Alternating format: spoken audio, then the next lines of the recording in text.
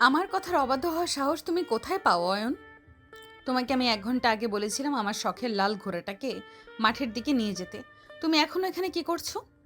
ছোট ম্যাডাম, বড় সাহেবের কিছু জরুরি হিসাব মেলানোর কাজ ছিল। আজ গ্রামের কৃষকদের পাওনা মেটানোর দিন, তাই সময় করে উঠতে পারিনি। আমাকে মাফ করবেন। চুপ, একদম চুপ। আমার সামনে মুখে মুখে তর্ক করবে না। তুমি এই বাড়ির একজন সামান্য কর্মচারী। তোমার প্রথম কাজ হলো আমার হুকুম তালিম করা। বাবার হিসাব পরে মেটালেও চলতো। আমি আপনার বাবার কর্মচারী, তার নির্দেশ অমান্য করা আমার পক্ষে সম্ভব নয়। কাজটা শেষ হলেই আমি ঘোড়া নিয়ে আসতাম। তোমার এত বড় সাহস যে তুমি আমাকে আইন শিখাচ্ছ? তুমি কি এখানে বসে বসে শুধু জমিদার বাড়ির অন্ন ধ্বংস করতে এসেছো? যাও এক্ষুনি গিয়ে ঘোড়াটা রেডি করো, আমি রাইডিংয়ে যাব। আর শোনো, তুমিও সাথে যাবে। ঘোড়ার লাগাম ধরে আমার সাথে সাথে রোদের মধ্যে দৌড়াবে। এটাই তোমার শাস্তি। দুপুর গড়িয়ে বিকেল হতে চললেও রোদের তেজ এখনো কমেনি। জমিদার বাড়ির বিশাল বারান্দায় ইতালিয়ান মার্বেলের মেঝেতে পা দাপিয়ে দাঁড়িয়ে আছে নদী। তার পরনে একটা দামি সুতির থ্রিপিস। ফর্সা মুখে রাগের কারণে লাল আভা ছড়িয়ে পড়েছে।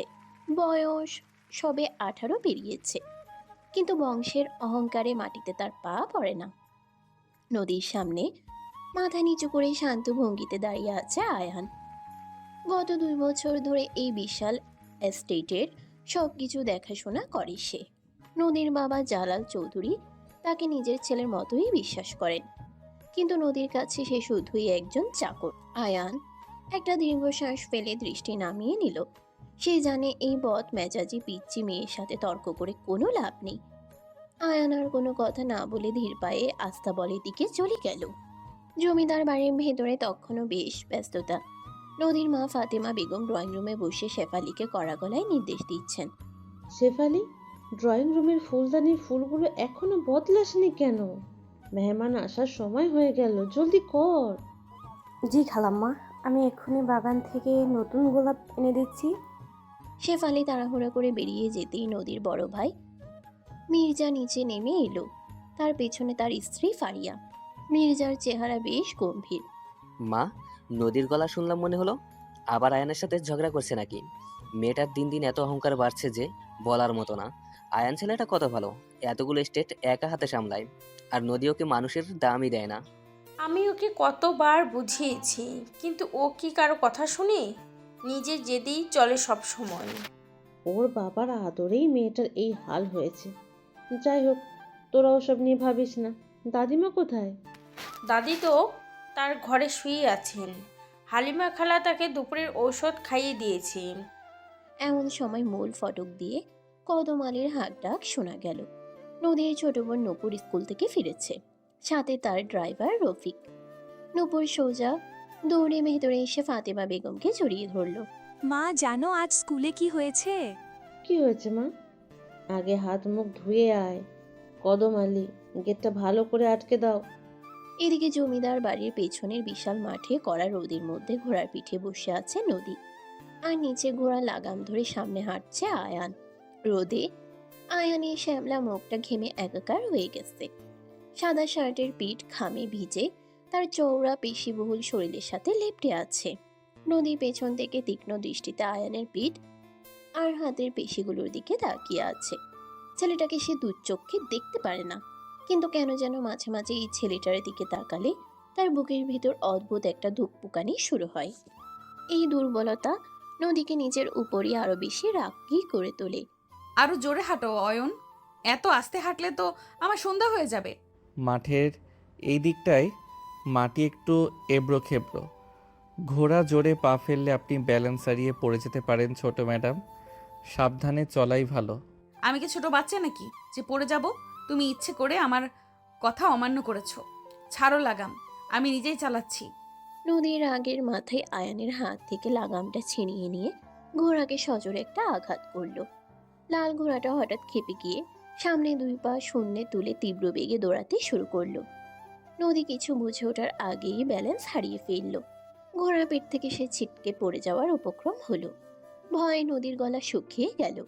সে চিৎকার করে চোখ বন্ধ করে ফেললো, কিন্তু শক্ত মাটিতে আছড়ে পড়ার আগেই একজোড়া শক্ত হাত তাকে মাঝপথে লুফে নিল। ছাড়ো আমাকে। তোমার এত বড় সাহস, তুমি আমাকে ছুঁয়েছো? নদী চোখ তুলে দেখলো সে আয়ানের বুকের উপর পড়ে আছে। আয়ান তাকে বাঁচানোর জন্য লাফ দিয়ে মাটিতে পড়েছিল, যার কারণে তার নিজের কোনোই ছিলে রক্ত বের হচ্ছে। কিন্তু সেদিকে আয়ানের কোনো ভ্রুক্ষেপ নেই। আয়ানের গভীর কালো চোখ দুটো নদীর চোখের দিকে স্থির হয়ে আছে। আয়ানের ভারী উষ্ণ নিঃশ্বাস নদীর মুখে এসে পড়ছে। নদীর বুকটা ধক করে উঠল। আয়ানের এত কাছ থেকে কথা বলা, তার গায়ের ঘামের বুনো গন্ধ আর চোখের ওই অদ্ভুত তীক্ষ্ণ চাহনি নদীর ভিতরে এক অজানা তীব্র শিহরণ তৈরি করলো।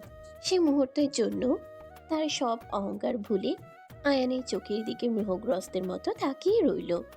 আপনার কিছু হয়নি তো? কোথাও ব্যথা পাননি তো? আ- আমি ঠিক আছি, তুমি আমাকে ছাড়ো। নদী তড়িঘড়ি করে উঠে দাঁড়ালো। তার হৃদস্পন্দন তখনও স্বাভাবিক হয়নি। সে নিজেকে সামলে নিয়ে আবার তার স্বভাবসুলভ অহংকারী রূপ ধারণ করলো। আসলে নিজের ভেতরে দুর্বলতা ঢাকার জন্যই সে আরো বেশি আক্রমণাত্মক হয়ে উঠল। তুমি ইচ্ছে করে ঘোড়াটাকে ঠেপিয়ে দিয়েছিলে, তাই না? যাতে আমাকে ছুতে পারো। ছোট লোকের বাচ্চা ছোট লোকই থাকে। আপনি ভুল বলছেন ছোট ম্যাডাম। আমি আপনাকে শুধু পড়ে যাওয়ার হাত থেকে বাঁচিয়েছি। তোমার সাফাই আমাকে গাইতে হবে না। তুমি একটা সামান্য চাকর, আমার সামনে দাঁড়িয়ে চোখ রাঙিয়ে কথা বলবে না। যাও আমার চোখের সামনে থেকে। আয়ান আর কোনো কথা না বলে মাথা নিচু করে সেখান থেকে চলে গেল। তার হাত থেকে তখনও রক্ত ঝরছে। নদীর বুকের ভেতরটা হঠাৎ করে একটু কেমন যেন করে উঠল আয়ানের রক্ত দেখে। কিন্তু পরক্ষণেই সে মাথা ঝাঁকিয়ে নিজের জেদটাকেই প্রশ্রয় দিল। সন্ধ্যায় জমিদার বাড়ির বিশাল ডাইনিং টেবিলে সবাই রাতের খাবার খেতে বসেছে। জালাল চৌধুরী একদম মাথার দিকে বসেছেন। তার দুই পাশে মির্জা, ফারিয়া, নূপুর, ফাতেমা বেগম এবং দাদি বসেছেন। নদীর ছোট চাচি সাইরা এবং দুই কাজিন রিয়াদ ও তানিয়াও আজ ঢাকা থেকে এসেছে। পুরো বাড়ি গম গম করছে। একটু পরে নদী সিঁড়ি দিয়ে নিচে নেমে এলো। তার পরনে একটা হালকা নীল রঙের শাড়ি, চুলগুলো অবিন্যস্তভাবে খোলা। আহ মা, নদী এখানে এসে বস। আজ একটা দারুণ খুশির খবর আছে। কি খবর বাবা? আমাদের শহরের নতুন ফ্যাক্টরি জায়গা নিয়ে যে ঝামেলাটা চলছিল সেটা আজ মিটে গেছে। আর এই অসম্ভব কাজটাকে সম্ভব করেছে আমাদের আয়ান। ছেলেটার যে কি বুদ্ধি, আজ ওর জন্য আমাদের লাখ লাখ টাকা লোকসান বেঁচে গেল। আমি তো ভেবেছি ওকে আগামী মাস থেকে অফিসের পুরো দায়িত্ব দিয়ে দিব। আয়ানের এত প্রশংসা শুনে নদীর রক্ত গরম হয়ে গেল। সে হাতের চামচটা সজোরে প্লেটের উপর রাখলো। বাবা, তুমি একজন সামান্য কর্মচারীকে এত মাথায় তুলছো কেন? ও তো ওর কাজের টাকা পায়, এর জন্য এত আদিক্ষেতা করার কি আছে? নদী, এটা কেমন কথা? আয়ান আমাদের এই বিপদে কত বড় উপকার করলো, আর তুই এভাবে বলছিস? নদীর কথায় কান দিও না ফাতেমা। ও এখনো বাচ্চা মানুষ, কিছুই বোঝে না। রহিম, যাও তো আয়ানকে ডেকে আনো, ওর সাথে কিছু কথা আছে। কিছুক্ষণ পর আয়ান ডাইনিং রুমে প্রবেশ করলো। সে একটা পরিষ্কার শার্ট পরেছে, কিন্তু কনুইয়ের কাছে ব্যান্ডেজটা স্পষ্ট বোঝা যাচ্ছে। নদীর চোখ বারবার সেই ব্যান্ডেজের দিকে চলে যাচ্ছে। আয়ান ঘরে ঢুকে সবাইকে সম্মান জানালো। আমাকে ডাকছিলেন বড় সাহেব? হ্যাঁ আয়ান, কাল সকালে তোমাকে শহরের অফিসের যেতে হবে। আকবর সাহেবের সাথে মিশে নতুন প্রজেক্টের পেপারগুলো রেডি করবে। আর হ্যাঁ, তোমার হাতে কি হয়েছে? কিছু না স্যার, একটু ছিলে গেছে। সাবধানে থেকো, যাও খেয়ে নাও। হালিমা, আয়ানের খাবার ওর গাড়ায় পাঠিয়ে দাও। আয়ান মাথা নেড়ে চলে যাওয়ার সময় একবার নদীর দিকে তাকালো। দুজনে চোখাচোখি হতেই নদী মুখ ঘুরিয়ে নিল। রাতের বেলা সবাই যখন ঘুমিয়ে পড়েছে, নদীর চোখে তখনও ঘুম নেই। আয়নের প্রতি তার বাবার এই দুর্বলতা নদী কিছুতেই মেনে নিতে পারছে না।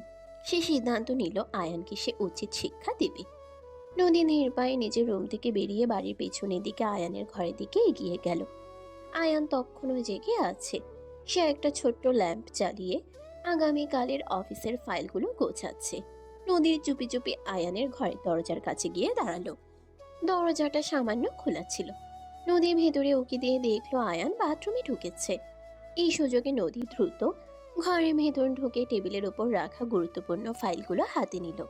সে ফাইলগুলো ছিঁড়ে ফেলার জন্য তৈরি হতেই হঠাৎ পেছন থেকে কেউ তার হাত শক্ত করে চেপে ধরল।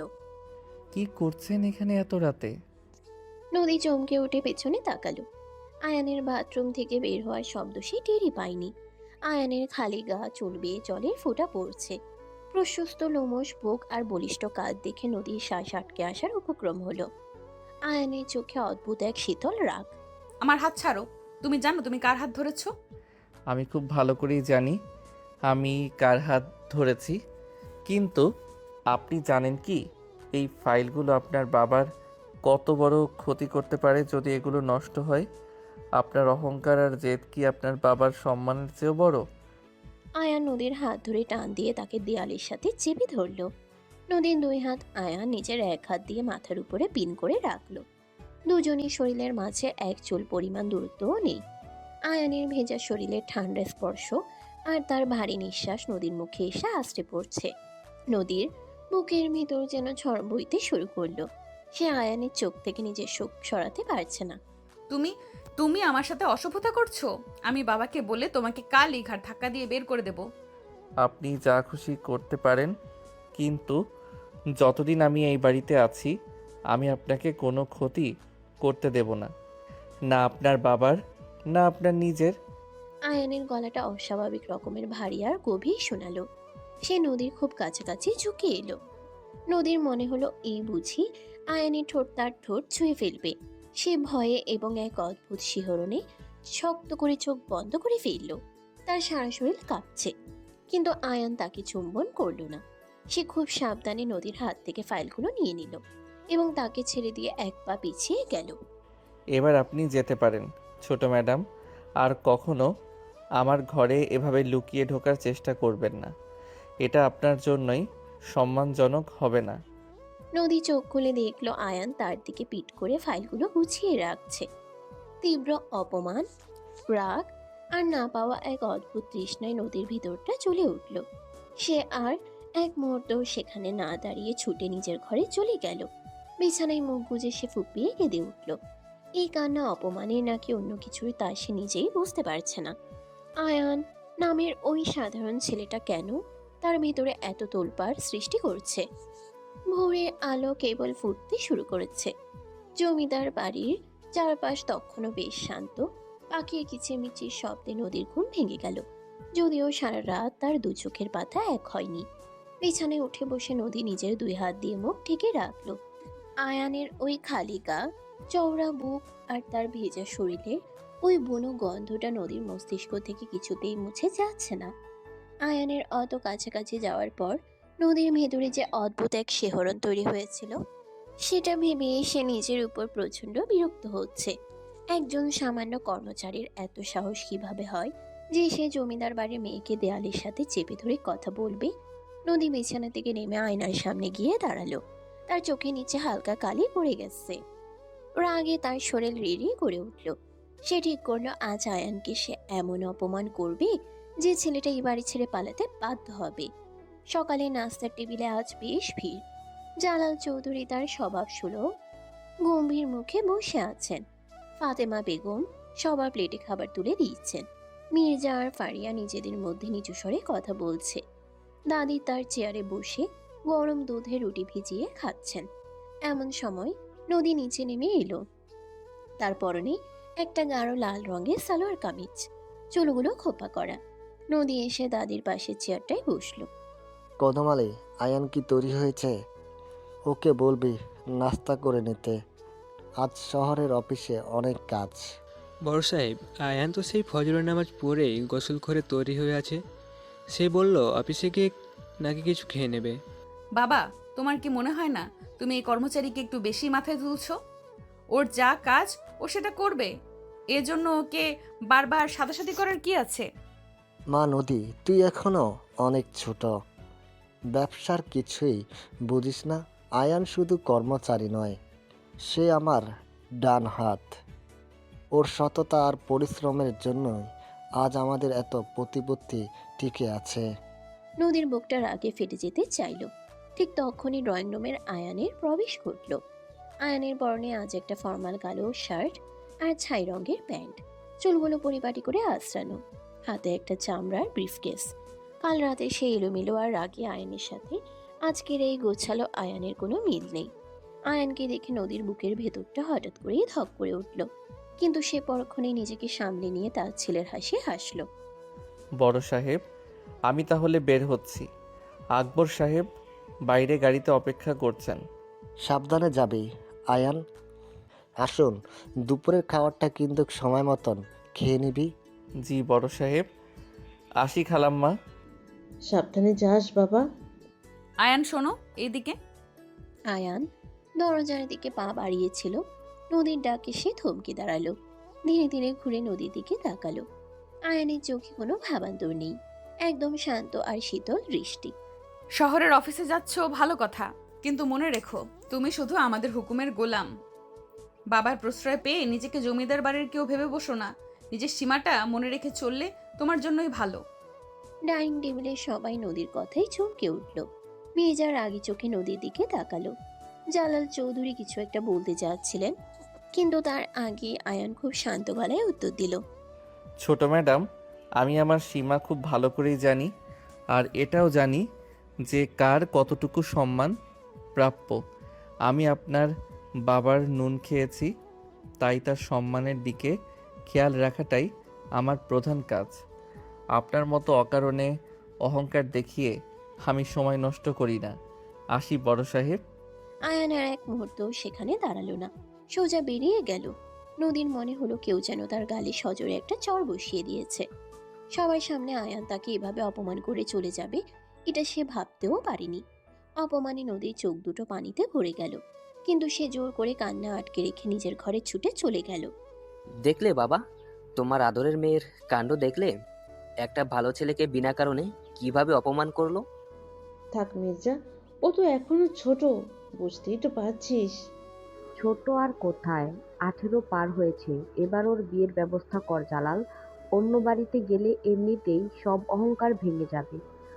দুপুরের পর থেকে আকাশ মেঘলা হতে শুরু করলো। জমিদার বাড়ির পরিবেশটা আজ কেমন থমথমে। নদী সারা দুপুর নিজের ঘর থেকে বের হয়নি। তার মাথার ভিতর শুধু আয়ানের বলা কথাগুলোই প্রতিধ্বনিত হচ্ছে। বিকেলের দিকে নদী বারান্দায় এসে দাঁড়ালো। আকাশে ঘন কালো মেঘ জমেছে, যে কোনো মুহূর্তে ঝুম বৃষ্টি নামবে। নদীর হঠাৎ মনে পড়লো তার শখের লাল ঘোড়াটার কথা। কাল আয়ানের সাথে ঝগড়া করে সে ঘোড়াটাকে আস্তাবলের বাইরেই বেঁধে রেখে এসেছিল। বৃষ্টিতে ভিজে গেলে ঘোড়াটা ঠান্ডা লেগে যাবে। নদী দ্রুত পায়ে সিঁড়ি ভেঙে নিচে নেমে আস্তাবলের দিকে ছুটল। নদী যখন আস্তাবলের কাছে পৌঁছালো, তখন শুরু হয়ে গেছে তুমুল ঝড় আর বৃষ্টি। মুহূর্তের মধ্যে নদীর পুরো শরীর ভিজে একাকার হয়ে গেল। বাতাসের তীব্রতায় সে ঠিক মতো দাঁড়িয়ে থাকতে পারছে না। লাল ঘোড়াটা ভয়ে ছটফট করছে আর দড়ি ছিঁড়ে ফেলার চেষ্টা করছে। নদী কোনো মতে ঘোড়াটার কাছে গিয়ে দড়িটা খোলার চেষ্টা করতে লাগলো, কিন্তু দড়ির গিঁটটা এত শক্ত হয়ে আছে যে তার নরম হাত দিয়ে সেটা খোলা সম্ভব হচ্ছিল না।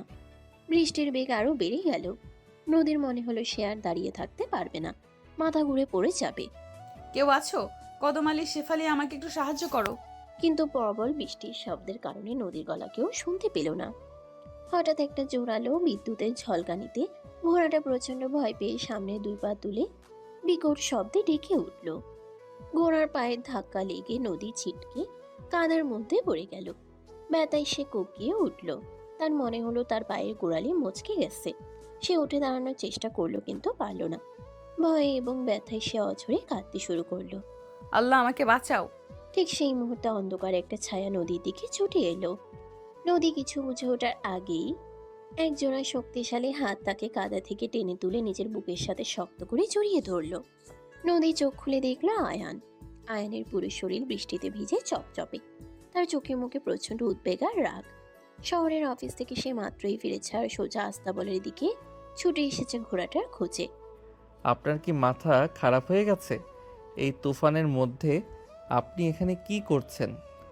মরে যাওয়ার শখ হয়েছে আপনার? আয়ানের গলা রাগে কাঁপছে। নদী কোনো কথা বলতে পারল না। সে শুধু আয়ানের শার্ট খামচে ধরে ফুপিয়ে কাঁদতে লাগলো। আয়ান দ্রুত ঘোড়াটার দড়ি খুলে তাকে আস্তাবলের ভেতরে ঢুকিয়ে দিল। তারপর নদীর দিকে ফিরে দেখলো নদী ব্যথায় কাঁপছে আর ঠিকমতো দাঁড়াতেও পারছে না। আয়ান আর কোনো কথা না বলে নদীকে নিজের দুই হাতে পাজাকোলা করে কোলে তুলে নিল। আমাকে ছাড়ো, আমি নিজেই যেতে পারবো। একদম চুপ। আর একটা কথাও বলবেন না আপনি। আয়ানের ধমকে নদী চুপ হয়ে গেল। আয়ান নদীকে কোলে নিয়ে আস্তাবলের পাশের ছোট্ট স্টোর রুমটার ভেতরে ঢুকলো। বাইরে তখন প্রলয়ঙ্কারী ঝড় চলছে। স্টোর রুমের ভেতরে ঘুটঘুটে অন্ধকার আর খড়ের সোদা গন্ধ। আয়ান নদীকে সাবধানে একটা পুরনো কাঠের বাক্সের উপর বসিয়ে দিল। নদীর সারা শরীর ঠান্ডায় কাঁপছে, তার ভেজা জামা কাপড় শরীরের সাথে লেপ্টে আছে। আয়ান পকেট থেকে একটা ছোট টর্চ বের করে জ্বালালো। কোথায় ব্যথা পেয়েছেন দেখি পাটা। তুমি আমাকে ছুবে না আয়ান, আমি বলছি তুমি দূরে সরে যাও। নদী ব্যথায় কাতরাতে কাতরাতেও নিজের অহংকার ধরে রাখার চেষ্টা করলো। আয়ান নদীর কোনো কথায় কান না দিয়ে নদীর ভেজা পায়ের গোড়ালিটা নিজের হাতের মুঠোয় নিয়ে আলতো করে চেপে ধরল। নদীর মুখ থেকে অস্ফুট একটা যন্ত্রণার শব্দ বেরিয়ে এলো। আয়ান হাতের উষ্ণ স্পর্শে নদীর সারা শরীরে একটা অদ্ভুত বিদ্যুৎ খেলে গেল। আয়ান খুব যত্ন নিয়ে নদীর পাটা মালিশ করে দিতে লাগলো।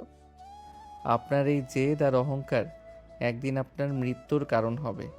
ছোট ম্যাডাম, কেন আপনি বুঝতে পারেন না যে সব জায়গায় জেদ দেখানো ঠিক নয়? নদীর বুকের ভেতরটা কেমন যেন শূন্য হয়ে গেল। সে টর্চের আলোয় আয়ানের ভেজা মুখটার দিকে তাকিয়ে রইল। আয়ানের চুল বেয়ে বৃষ্টির পানি গড়িয়ে তার চওড়া বুকে পড়ছে। আয়ানের সেই পরিচিত বুনো গন্ধটা স্টোরুমের বদ্ধ বাতাসে মিশে নদীকে পাগল করে তুলছে। নদীর মনে হলো সে আর নিজেকে সামলাতে পারছে না। তুমি আমাকে এত অপছন্দ করো, তাহলে আমাকে বাঁচাতে এলে কেন? আমাকে মরে যেতে দিলে না কেন আয়ান? আমি আপনাকে অপছন্দ করি এটা আপনাকে কে বলল? আয়ান মুখ তুলে নদীর চোখের দিকে তাকালো। আয়ানের গভীর কালো চোখে এমন কিছু একটা ছিল যা দেখে নদীর শ্বাস আটকে গেল। আয়ান ধীরে ধীরে উঠে দাঁড়ালো। সে নদীর একদম মুখোমুখি এসে দাঁড়ালো। দুজনের মাঝখানে কোনো দূরত্ব নেই। আয়ানের ভেজা শরীরের তাপ নদীর শরীরকে পুড়িয়ে দিচ্ছে। আয়ান, তুমি কি করছো? আপনি তো জানতে চাইছিলেন আমি কেন আপনাকে বাঁচাতে এসেছি। আয়ানের গলাটা ফিসফিসে আর অস্বাভাবিক রকমের মাদকতাপূর্ণ শোনালো। সে নিজের এক হাত দিয়ে নদীর ভেজা কোমর জড়িয়ে ধরে তাকে নিজের বুকের সাথে শক্ত করে মিশিয়ে নিল। নদীর সারা শরীর থরথর করে কাঁপতে শুরু করলো।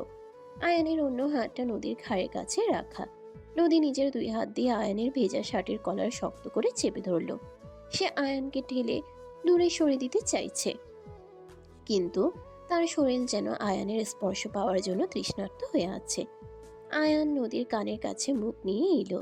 তার ভারী নিঃশ্বাস নদীর ঘাড়ে এসে আছড়ে পড়ছে। আপনি খুব অহংকারী নদী, কিন্তু আপনার এই অহংকার আমি ভেঙে গুড়িয়ে দেব। আয়ান আর এক মুহূর্ত অপেক্ষা করল না। সে নদীর ঘাড়ের কাছ থেকে মুখ সরিয়ে এনে নদীর নরম ভেজা ঠোঁটের উপর নিজের ঠোঁট গভীরভাবে স্থাপন করল। নদীর চোখ দুটো বিস্ময়ে বড় বড় হয়ে গেল। সে আয়ানের বুকে হাত দিয়ে ধাক্কা দেওয়ার চেষ্টা করল, কিন্তু আয়ানের শক্তির কাছে তার সেই চেষ্টা বড্ড দুর্বল। আয়ানের চুম্বনে কোনো কোমলতা ছিল না, ছিল এক তীব্র অধিকার বোধ, জমে থাকার রাগ আর না বলা এক ভয়ঙ্কর ভালোবাসা। আয়ান যেন নদীর সমস্ত অহংকার, সমস্ত জেদ তার ওই একটা চুম্বনের মাধ্যমে শুষে নিতে চাইছে। নদীর প্রতিরোধ ধীরে ধীরে দুর্বল হয়ে এলো। সে চোখ বন্ধ করে ফেলল। তার ভেতরের সমস্ত দেয়াল যেন এক নিমিষেই ধসে পড়ল। নদী দুই হাত আয়ানের ঘাড় জড়িয়ে ধরল এবং সেও আয়ানের এই বুনো আবেগের সাথে নিজেকে ভাসিয়ে নিল। স্টোরুমের বাইরের তুমুল ঝড় যেন তাদের দুজনের ভেতরের এই ভয়ঙ্কর রোমান্টিক ঝড়ের কাছে তুচ্ছ হয়ে গেল। বেশ কিছুক্ষণ পর আয়ান নদীর ঠোঁট থেকে নিজের ঠোঁট সরিয়ে নিল। নদীর বুক দ্রুত ওঠানামা করছে। তার ভেজা ঠোঁট দুটো ফুলে লাল হয়ে আছে। সে লজ্জায় আর ঘোর লাগা এক অনুভূতিতে চোখ খুলে তাকাতে পারছে না। আয়ান নদীর কপালে নিজের কপাল ঠেকিয়ে জোরে জোরে শ্বাস নিতে লাগলো। আপনি আমার নদী, শুধু আমার। আপনার ওই জমিদার বংশের অহংকার এই আয়ানের ভালোবাসার কাছে একদিন ঠিকই হার মানবে। নদীর চোখ দিয়ে দুই ফোঁটা জল গড়িয়ে পড়ল। এই জল অপমানের নয়, এই জল হলো এক অদ্ভুত পরাজয়ের। যে ছেলেটাকে সে দু চোখে দেখতে পারত না, সেই সামান্য এক কর্মচারীর একটা স্পর্শ, একটা চুম্বন কিভাবে তার পুরো পৃথিবীকে এলোমেলো করে দিল, সেটা সে কিছুতেই বুঝতে পারছে না। সে এখন খুব ভালো করেই জানে আয়ান নামক এই ঝড়ের কাছে সে পুরোপুরি আত্মসমর্পণ করে ফেলেছে। বৃষ্টি তখনও সমানই ঝরছে। আয়ান নিজের ভেজা শার্টটা খুলে নদীর গায়ে জড়িয়ে দিল, যাতে তার ঠান্ডা না লাগে। এরপর নদীকে আবার কোলে তুলে নিয়ে জমিদার বাড়ির পেছনের দরজা দিয়ে ভেতরে প্রবেশ করলো। কেউ তাদের দেখতে পেল না। আয়ান নদীকে তার ঘরে বিছানায় শুয়ে দিয়ে নিঃশব্দে বেরিয়ে গেল। নদী সারা রাত সেই ভেজা শার্টটা বুকে জড়িয়ে ধরে কেঁদেছে। তার বুকের ভেতরে এখন শুধু আয়ানের নামটাই প্রতিধ্বনিত হচ্ছে। পিচ্চি এই জমিদার কন্যা এবার সত্যি সত্যি এক গরিব ম্যানেজারের প্রেমে হাবুডুবু খেতে শুরু করেছে। ভোরে স্নিগ্ধ আলো জমিদার বাড়ির বিশাল জানালায় এসে পড়েছে। কাল রাতের ভয়ঙ্কর ঝড়ের পর চারপাশটা আজ একদম শান্ত। তবে নদীর ঘরে পরিবেশটা বেশ থমথমে। বিশাল নরম বিছানায় নদী গুটিসুটি মেরে শুয়ে আছে। তার শরীর জ্বরে পুড়ে যাচ্ছে। জ্বরে ঘুরে সে বারবার এপাশ ওপাশ করছে। বুকের কাছে শক্ত করে জড়িয়ে রাখা আছে আয়ানের সেই শার্টটা। শার্টের সোধা গন্ধ আর আয়ানের শরীরের ঘ্রাণ যেন নদীর এই অসুস্থতার মাঝেও এক অদ্ভুত শান্তি দিচ্ছে। কাল রাতের ওই বুনো চুম্বন, বৃষ্টির মাঝে আয়ানের শক্ত হাতের স্পর্শ, সবকিছু নদীর মস্তিষ্কে বারবার ফিরে আসছে। সকাল 8টার দিকে ফাতেমা বেগম মেয়ের ঘরে ঢুকলেন তাকে ডাকতে। মেয়ের গায়ে হাত দিয়েই তিনি আঁতকে উঠলেন। ওমা, নদীর গা তো দেখছি ঝড়ে পুড়ে যাচ্ছে। এই মেয়ে কাল রাতে নিশ্চয়ই আবার কোনো পাগলামি করেছে। শেফালি, ও শেফালি, জলদি এদিকে আয়। জি খালাম্মা, আসছি। কি হয়েছে ম্যাডামের? তাড়াতাড়ি হালিমাকে বল চটপটি নিয়ে আসতে, আর রফিককে বল এক্ষুনি গিয়ে ডাক্তার এহসানকে নিয়ে আসতে। ওর তো প্রচন্ড জ্বর। মুহূর্তের মধ্যেই পুরো জমিদার বাড়িতে ব্যস্ততা পড়ে গেল। জালাল চৌধুরী খবর পেয়েই ছুটে এলেন মেয়ের ঘরে। তার চোখে মুখে প্রচন্ড দুশ্চিন্তা। মির্জা আর ফারিয়াও এসে হাজির হলো। নূপুর স্কুলের ব্যাগ কাঁধে নিয়ে দরজার কাছে দাঁড়িয়ে মন খারাপ করে তাকিয়ে আছে। নদীর দাদি হাতের লাঠিতে ভর দিয়ে ধীরে ধীরে ঘরে ঢুকলেন। কি হয়েছে আমার নদীর? কাল রাতে তো ও একদম ঠিক ছিল, হঠাৎ এত জ্বর এলো কি করে? কদমালে, গেটের দারোয়ানকে একটু জিজ্ঞেস করো তো, কাল রাতে নদীকে বাইরে বের হতে কেউ দেখেছে কিনা। বাবা, তুমি যথাযথই ব্যস্ত হচ্ছ। কাল রাতে তো প্রচণ্ড ঝড় বৃষ্টি ছিল, হয়তো খোলা বারান্দায় দাঁড়িয়েছিল, সেই কারণেই সেখান থেকে ঠান্ডা লেগেছে। ডাক্তার এলেই সব বোঝা যাবে। ফারিয়া এগিয়ে এসে নদীর মাথার কাছে বসলো। সে নদীর কপালের ঘাম মুছিয়ে দিতে গিয়ে খেয়াল করলো নদী একটা শার্ট বুকের কাছে শক্ত করে জড়িয়ে ধরে আছে। ফারিয়া শার্টটা সরিয়ে নেওয়ার চেষ্টা করতেই নদী জ্বরে ঘুরে শার্টটা আরো শক্ত করে চেপে ধরলো। মা, নদীর কাছে এটা কার শার্ট? এটা তো কোনো ছেলের শার্ট বলে মনে হচ্ছে। কি জানি বাপু, এই মেয়ের কত রকম পাগলামি যে আছে। ওর বাবা তো ওকে আদর দিয়ে দিয়ে মাথায় তুলেছে। শার্টটা থাক ওর কাছে, তুই বরং চলপটিটা বদলে দে। ডাক্তার এহসান এসে নদীর চেক আপ করলেন। ওষুধ লিখে দিয়ে বললেন চিন্তার কিছু নেই, সাধারণ জ্বর, তবে কয়েকদিন পূর্ণ বিশ্রামে থাকতে হবে। দুপুরের দিকে বাড়ির ড্রয়িং রুমে বেশ বড় একটা আড্ডা জমেছে। নদীর ছোট চাচি সাইরা, দুই কাজিন রিয়াদ ও দানিয়া ঢাকা থেকে এসেছে। সাথে নদীর ছোটবেলার বান্ধবী নিপাওকে দেখতে এসেছে। সবাই মিলে নদীর ঘরে ঢুকলো। কি রে নদী, তুই তো দেখছি একেবারে শুয়ে পড়েছিস। ঢাকা থেকে এলাম তোর সাথে ঘুরবো বলে, আর তুই কি না অসুস্থ হয়ে গেছিস? আহা তানিয়া, ওকে বিরক্ত করিস না, বেচারি অসুস্থ। নদীমা, ওষুধ খেয়েছিস ঠিক মতো? হ্যাঁ ছোট চাচি, আমি ঠিক আছি। তোমরা একটু বসো, আমি ফ্রেশ হয়ে নিচ্ছি। তুই শুয়ে থাক নদী, তোর চোখ মুখ একদম ফ্যাকাশে হয়ে আছে। জানিস, আজ সকালে আসার সময় ওই আয়ান ভাইয়ের সাথে দেখা হলো। উনি তো খুব ব্যস্ত হয়ে শহরের অফিসে যাচ্ছিলেন। আয়ান নামটা শোনা মাত্রই নদীর বুকের ভেতরটা ধক করে উঠল। সে চোখ বন্ধ করে কাল রাতের কথা মনে করার চেষ্টা করল। আয়ানের সে ফিস করে বলা কথাগুলো, আপনি আমার নদী, শুধু আমার। নদীর সারা শরীরে একটা অদ্ভুত শিহরণ খেলে গেল। আয়ান ছেলেটা কিন্তু আসলেই দারুণ। বড় চাচার সব ব্যবসাও একাই সামলাচ্ছে। আজ আকবর সাহেবের সাথে একটা বড় মিটিং আছে ওর। করিম বলছিল আজ নাকি নতুন প্রজেক্টের ফাইনাল সাইন হবে। হ্যাঁ, আয়ানের ওপর তো বাবার অন্ধবিশ্বাস করেন, তবে একটু খুশির খবর আছে। নদীর জন্য ঢাকা থেকে খুব ভালো একটা বিয়ের প্রস্তাব এসেছে। ছেলে ইঞ্জিনিয়ার, বড় পরিবার। বাবা ভাবছেন এই মাসেই নদীর বিয়েটা দিয়ে দেবেন। ফারিয়ার কথা শুনে নদীর মাথায় যেন বাজ পড়ল। বিয়ে? সে তো আয়ান ছাড়া আর কারো কথা ভাবতেই পারছে না। অহংকার আর জেদের বশবর্তী হয়ে সে এতদিন আয়ানকে দূরে ঠেলে দিয়েছে, কিন্তু কাল রাতের পর সে বুঝতে পেরেছে আয়ান তার অস্তিত্বের সাথে মিশে গেছে। নদীর দম বন্ধ হয়ে আসতে লাগলো। সে কোনো মতে সবাইকে ঘর থেকে বের করে দিয়ে বালিশে মুখ গুজে কাঁদতে শুরু করলো। সন্ধ্যা গড়িয়ে রাত নেমেছে। জমিদার বাড়ির আঙ্গিনায় সোডিয়াম লাইটগুলো জ্বলছে। ড্রয়িং রুমে বসে জালাল চৌধুরী, মির্জা এবং আয়ান জরুরি ফাইল নিয়ে আলোচনা করছে। আয়ানের পরনে আজ একটা সাদা শার্ট, হাত দুটো কোনোই পর্যন্ত গোটানো। তার চোখে মুখে রাজ্যের ক্লান্তি, কিন্তু কাজের জায়গায় সে ভীষণ মনোযোগী। হাশেম বাবুর্চি সবার জন্য ট্রেতে করে কফি দিয়ে গেল। আয়ান, তুমি আজকে যা কাজ করেছ, আমি সত্যি তোমার উপর অনেক খুশি। তুমি না থাকলে এই প্রজেক্টটা আমরা কখনোই পেতাম না। আমি ভাবছি তোমার প্রমোশনটা এই সপ্তাহে ফাইনাল করে দেব। বড় সাহেব, আমি শুধু আমার দায়িত্ব পালন করেছি, এটা আমার ডিউটি ছিল। বাবা ঠিকই বলেছে আয়ান, তুমি আমাদের পরিবারেরই একজন হয়ে গেছো। আচ্ছা, নদীর জন্য যে পাত্র দেখা হচ্ছে তাদের সম্পর্কে তুমি কি জানো?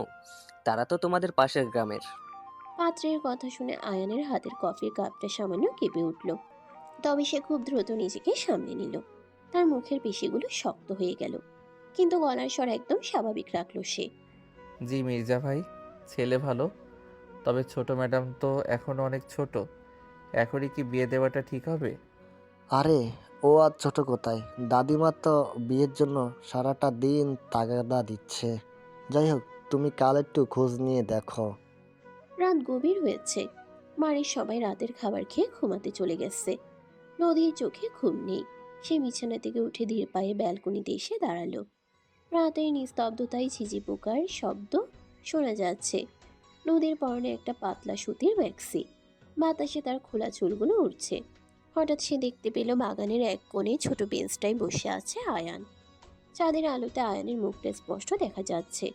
তার হাতে একটা জ্বলন্ত সিগারেট। আয়ান সচরাচর ধূমপান করে না। আজ তাকে সিগারেট টানতে দেখে নদীর বুকের ভেতরটা কেমন যেন করে উঠল। আয়ান, নদীর ডাকে আয়ান চমকে মুখ তুলে তাকালো। 2 তলার ব্যালকনি থেকে নদী তাকে ডাকছে। আয়ান দ্রুত সিগারেটটা ফেলে দিয়ে উঠে দাঁড়ালো। সে পা চালিয়ে বাড়ির পেছনে সিঁড়ি দিয়ে সোজা নদীর ঘরের ব্যালকনিতে চলে এলো। আপনার কি মাথা খারাপ হয়ে গেছে? এত রাতে এভাবে বেলকনিতে দাঁড়িয়ে আছেন কেন? আপনার না জ্বর? আমার জ্বর নিয়ে তোমার এত মাথা ব্যথা কেন? তুমি তো আমার বিয়ে ঠিক করার জন্য পাত্রের খোঁজ নিতে ব্যস্ত। নদীর গলায় স্পষ্ট অভিমান আর রাগ। আয়ান একটা দীর্ঘশ্বাস ফেলে নদীর দিকে কয়েক পা এগিয়ে গেল। নদীর চোখ দুটো পানিতে ছলছল করছে। জ্বরের কারণে তার ফর্সা গাল দুটো লাল হয়ে আছে। আমি শুধু আপনার বাবার আদেশ পালন করি। আপনার বাবার ইচ্ছা আপনাকে বিয়ে দেওয়ার, সেখানে আমার কি করার আছে? সত্যি তোমার কিছু করার নেই? কাল রাতে ওই স্টোর রুমে যে জোর করে আমাকে চুমু খেয়েছিলে, তখন তো মনে হয়নি তোমার কিছু করার নেই? তখন তো খুব বিরত দেখিয়েছিলে। আয়ান নদীর খুব কাছাকাছি এসে দাঁড়ালো। নদীর নিঃশ্বাসের শব্দ আয়ান স্পষ্ট শুনতে পাচ্ছে। আয়ানের কালো চোখের দৃষ্টিতে এক অদ্ভুত মাদকতা আর তীব্র অধিকারবোধ ফুটে উঠল। সে নিজের ডান হাতটা বাড়িয়ে নদীর কোমরে আলতো করে হাত রাখলো। নদীর সারা শরীরে একটা বিদ্যুৎ খেলে গেল। কাল রাতে আমি যা করেছি বেশ করেছি, আর দরকার হলে আমি আবারও করব। কিন্তু আপনি ভুলে যাচ্ছেন নদী, আমি এ বাড়ির একজন সামান্য কর্মচারী, আর আপনি জমিদার বাড়ির আদুরে মেয়ে। আপনার বাবা আমাকে বিশ্বাস করে, আমি তার বিশ্বাসের অমর্যাদা করতে পারবো না। তুমি আমাকে ভালোবাসো আয়ান, আমি জানি তুমি আমাকে ভালোবাসো, তাহলে কেন আমাকে দূরে ঠেলে দিচ্ছ? নদী আর নিজেকে ধরে রাখতে পারল না। সে 2 হাত দিয়ে আয়ানের গলার কাছে শার্টের কলার শক্ত করে চেপে ধরল। তার চোখ থেকে অঝরে পানি পড়ছে। আয়ান নদীর এই কান্না দেখে নিজের ভেতরে সব শক্ত দেয়াল ভেঙে ফেলল। সে নদীর কোমর ধরে টান দিয়ে তাকে নিজের বুকের সাথে একেবারে মিশিয়ে নিল। হ্যাঁ, আমি আপনাকে ভালোবাসি, পাগলের মতো ভালোবাসি। গত 2 বছর ধরে প্রতিটা দিন প্রতিটা রাত আমি শুধু আপনাকে দূর থেকে দেখেছি। আপনার ওই অহংকার, আপনার ওই রাগ, সব কিছু আমাকে পাগল করে দিয়েছে। কিন্তু আমি নিরুপায় নদী, আমার আর আপনার মধ্যে আকাশ পাতাল তফাত। আমার কোনো তফাৎ চাই না আয়ান, আমি কিচ্ছু মানি না, আমি শুধু তোমাকে চাই। নদী পা উঁচু করে নিজের ঠোঁট জোড়া আয়ানের ঠোঁটের খুব কাছাকাছি নিয়ে এলো। আয়ানের গরম নিঃশ্বাস নদীর ঠোঁটে এসে পড়ছে। আয়ান আর এক মুহূর্ত অপেক্ষা করলো না। সে নদীর ঘাড়ে পেছনে হাত দিয়ে নদীর মাথাটা নিজের দিকে টেনে আনলো এবং তার ঠোঁটে এক তীব্র আবেগ ঘন আর গভীর চুম্বন এঁকে দিল। এই চুম্বনে কাল রাতের মতো কোনো রাগ বা জবরদস্তি ছিল না, বরং ছিল এক অনন্তকালের তৃষ্ণা মেটানোর আকুতি। নদীর শরীর জ্বরের কারণে এমনিতেই দুর্বল ছিল। আয়ানের এই বুনো আদরে সে যেন আয়ানের বুকের ভেতর গলে যেতে লাগলো। সে নিজের দুই হাত আয়ানের চওড়া পিঠে জড়িয়ে ধরে আয়ানের এই ভালোবাসার সাথে নিজেকে সম্পূর্ণভাবে সঁপে দিল। বেশ কিছুক্ষণ পর আয়ান নদীর ঠোঁট থেকে নিজের ঠোঁট সরিয়ে নিল, কিন্তু তাকে নিজের বুক থেকে সরালো না। আয়ান নদীর কপালে, গালে এবং চোখে ঘন ঘন চুমু খেতে লাগলো। নদীর চোখ বন্ধ, সে ভারী নিঃশ্বাস নিচ্ছে। আয়ানের উষ্ণ ঠোঁটের স্পর্শ নদীর ঘাড়ে এবং কানের লতিতে নামতেই নদী একটা অস্ফুট শব্দ করে আয়ানের শার্ট আরো শক্ত করে খামচে ধরল। আয়ান কেউ দেখে ফেলবে। কেউ দেখবে না, আজ রাতটা শুধু আমাদের।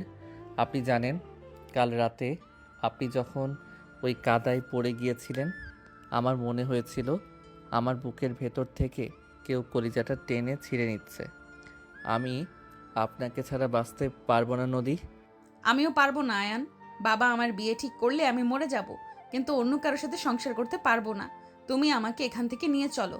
আয়ান নদীর মুখটা দুই হাত দিয়ে তুলে ধরল, তার চোখে এদিকে গভীরভাবে তাকিয়ে রইল। আমি কাপুরুষ নই যে পালিয়ে যাব। আমি আপনার বাবার সামনে দাঁড়িয়ে আপনার হাত চাইব। তাতে যদি আমাকে এই বাড়ি থেকে বেরও করে দেয়, আমি মাথা পেতে নেব। কিন্তু তার আগে আপনাকে কথা দিতে হবে, পরিস্থিতি যাই হোক না কেন আপনি আমার উপর থেকে বিশ্বাস হারাবেন না। আমি কথা দিচ্ছি আয়ান, আমার সব অহংকার আজ থেকে তোমার পায়ের কাছে ধুলোয় মিশে গেল। আমি শুধু তোমার পিচ্চি বউ হয়ে থাকতে চাই। নদীর কথা শুনে আয়ান মৃদু হাসল। সে নদীকে পাজা কোলে তুলে নিয়ে ঘরের ভিতর বিছানায় শুয়ে দিল। নদীর মাথায় হাত বুলিয়ে দিতে দিতে বলল, এখন চুপচাপ ঘুমাবেন। আপনার এখনো জ্বর, কাল সকালে আমি বড় সাহেবের সাথে কথা বলবো। আয়ান নদীর কপালে শেষবারের মতো একটা দীর্ঘ চুমু খেয়ে ধীর পায়ে ব্যালকনি দিয়ে নিচে নেমে গেল।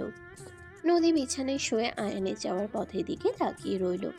তার জ্বরটা যেন এখন আর কোনো কষ্ট দিচ্ছে না, বরং বুকের ভেতর এক অদ্ভুত প্রশান্তি আর ভালোবাসার উষ্ণতা বিরাজ করছে। জমিদার বাড়ির এই অহংকারী মেয়েটা আজ প্রথমবারের মতো নিজের ইচ্ছায় একজন সাধারণ মানুষের কাছে সম্পূর্ণভাবে পরাজিত হয়েছে। আর এই পরাজয়েই সে খুঁজে পেয়েছে তার জীবনের সবচেয়ে সুন্দর জয়। আয়ান, আমার খুব ভয় করছে। তুমি আজ বাবার কাছে যেও না, বাবা তোমাকে প্রচন্ড অপমান করবে।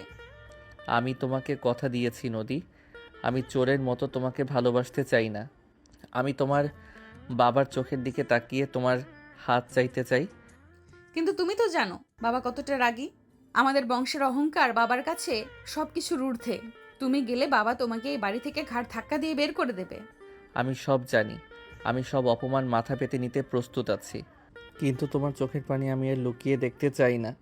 আমি তোমাকে আমার করে নিতে চাই সবার সামনে। বাবা যদি সত্যিই তোমাকে বের করে দেয়, আমি তো তোমাকে ছাড়া এক মুহূর্ত বাঁচতে পারবো না আয়ান, আমি মরে যাব। আমাকে বের করে দিলেও আমি তোমার কাছ থেকে দূরে যাব না, আমি আবার ফিরে আসব। তুমি শুধু আমার উপর তোমার এই বিশ্বাসটুকু রেখো।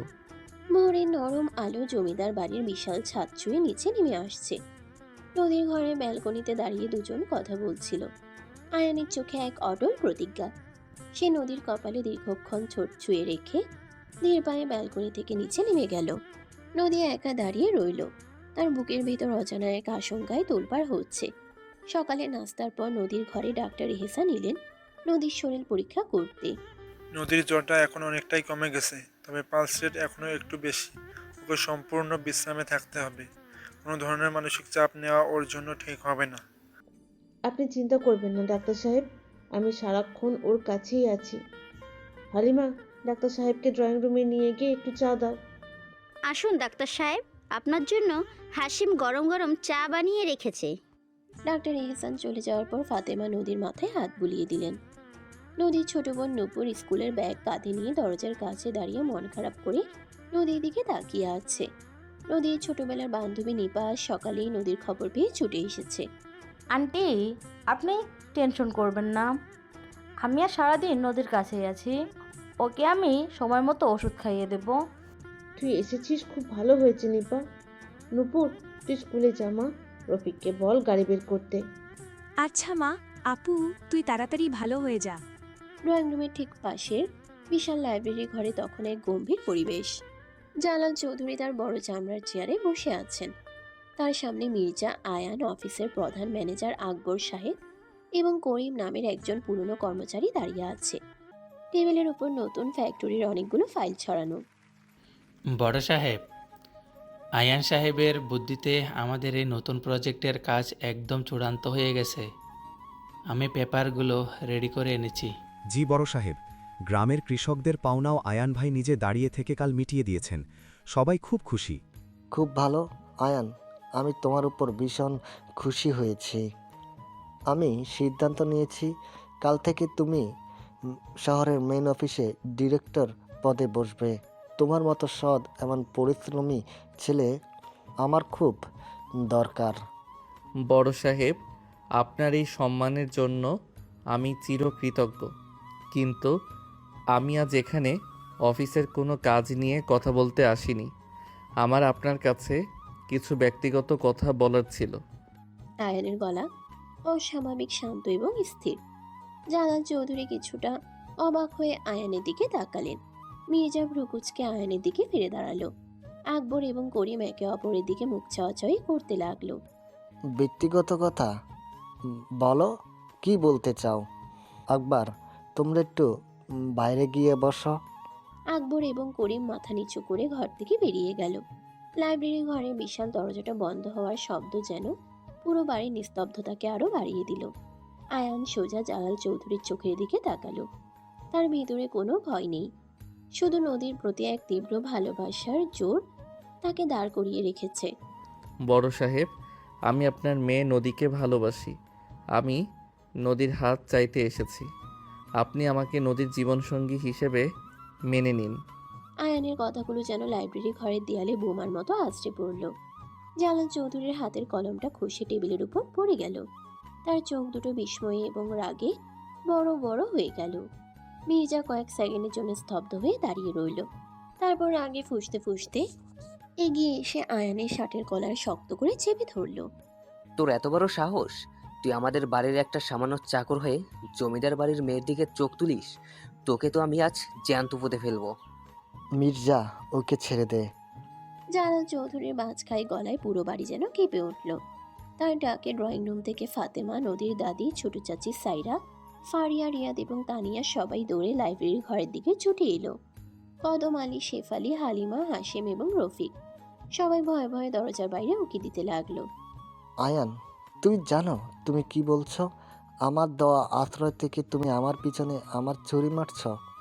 আমি কোনো ছুরি মারছি না বড় সাহেব, আমি কোনো অন্যায় করিনি। আমি শুধু আপনার মেয়েকে ভালোবেসেছি, আর এই ভালোবাসায় কোনো খাদ নেই।